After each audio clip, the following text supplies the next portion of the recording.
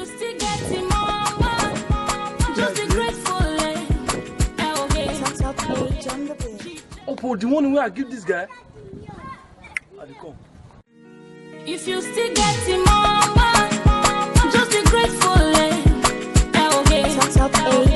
DJ, funky for I know. Waiting day your hand.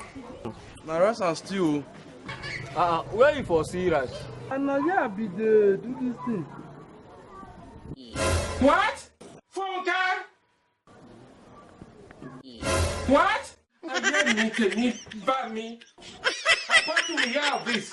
I will tell Apostle about this. This is what you want to use your life to have. I'm gonna do many, Dinogun, 16 years. You see your life now? Rest where I put something. Say I'll give that guy when they allow my girlfriend rest. Something will go make it pennies. Stay like this for 35 years. What? Funka? I hear me to me, but me. Enjoy yourself, huh?